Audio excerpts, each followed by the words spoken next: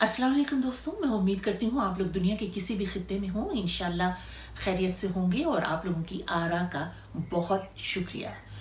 हम ना होंगे तो किसी और के चर्चे होंगे, खलकत शहर तो कहने को फसाने मांगे। आप लोग जानते ही होंगे कि बहुत मकबूल टीवी एंकर और काफ़ी गैर मकबूल सियासतदान डॉक्टर आमिर लियाकत जब हयात थे तब भी वो मीडिया पर खूब खूब मुतनाज़े थे और खूब बिकते थे, और अब उनकी लाश बिक रही है। वो जिस तरह शोहरत की बुलंदियों पर पहुंचे, उसमें उनकी ज़ाती काबिलियत और फ़नी काविशों का यकीनन बहुत दखल है, मगर उस वक्त के मारूजी हालात भी उनके हक में थे। उनका कराची में होना और MQM में शामिल होना बहुत ही अहम अंसर है।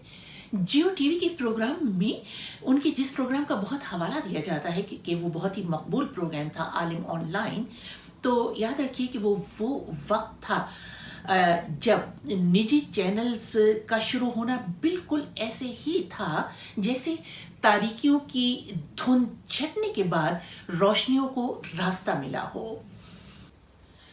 हफ्स ज़दा सरकारी मीडिया के बाद आवाम को कुछ नया सुनने को मिला था, और मुल्क में मजहबी दुकान क्योंकि खूब फलती फूलती है, इसलिए उनके प्रोग्राम आलिम ऑनलाइन ने भी बहुत मकबूलियत हासिल की, जिसमें कुछ इल्म की बात भी होती थी। काश आमिर लियाकत सियासत में बेसाखियों के सहारे के बजाय अपनी काबिलियत पर आगे बढ़ते। उन्होंने सियासत को सिर्फ सीढ़ी के तौर पर इस्तेमाल किया। MQM को छोड़कर PTI में शामिल हो गए, और जब PTI पर बुरा वक्त आया तो उसे भी लाल झंडी दिखाकर अपनी सियासी वफादारी बड़ी आसानी से बदल डाली। सिर्फ सियासी ही नहीं, उन्होंने ज़ाती ज़िंदगी में भी वफादारियां बदली।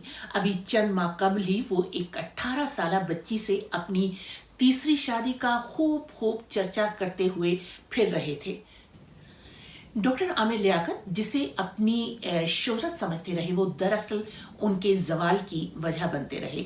इस दौरान जो भी तनाज़ा और जो भी बहस और मुबाहिसा चलता रहा, उसके दौरान वो अपनी सियासी ज़िंदगी में एक गैर संजीदा और ज़ाती ज़िंदगी में एक गैर जिम्मेदार शोहर और समाजी तौर पर मौका परस्त गैर मुतवाज़न शख्स के तौर पर सामने आए।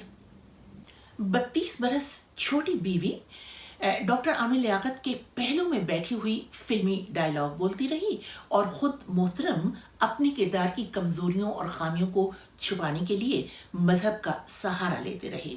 चंद हफ्ते कबल की बात है कि मैंने उनकी तीसरी शादी पर एक व्लॉग किया था, और उसमें मैंने ये कहा था कि इस किस्म की शादियां जिंदगी में सुकून नहीं बल्कि हिजान और बदनामी लाती हैं। बिल्कुल वैसा ही हुआ। जिंदगी भर साथ निभाने वाली दानिया शाह के लिए ये शादी महज एक मेला ठेला था कि ऐसी शादियां जहां पर ज़हनी रफाकत नहीं होती, उनका यही अंजाम होता है। और फिर सबने ये देखा कि दानिया शाह ने सोशल मीडिया पर अपने शौहर पर इल्ज़ामात की बौछार के साथ साथ उनकी यानी अपने शौहर की बरहना वीडियोस और क्लिप्स भी वो सोशल मीडिया पर जारी करती रहीं। अब उनके मरने के बाद खुला का दावा करने वाली दानिया शाह और उनके वालिदैन उनकी जायदाद पर हक जताने के लिए हर किस्म के जतन करते और बयानात देते नजर आते हैं। लेकिन तारीख में ऐसे किरदारों की कोई अहमियत नहीं होती। ऐसे लोग अपनी अपनी बोलियां बोलकर उड़ जाते हैं। अलबत्ता आमिर लियाकत को तारीख़ एक ऐसे शख्स के तौर पर याद रखेगी जिन्हें अवाम ने बेइंतहा मकबूलियत, शोहरत और मोहब्बत से नवाजा, लेकिन बदले में शोहरत की भूल भलियों में गुम नौजवान सियासतदान अपनी कौम और अपनी औलाद को कुछ भी नहीं दे सका। हालांकि वो जिस मकाम पर थे बहुत कुछ कर सकते थे। अच्छे अफकार और नज़रियात के बजाय वो तनाज़ात और रुसवाइयों की दलदल छोड़ कर गए हैं। आप लोगों की इस बारे में क्या राय है? मुझे इंतज़ार रहेगा। इजाज़त दीजिए। खुदा हाफिज़।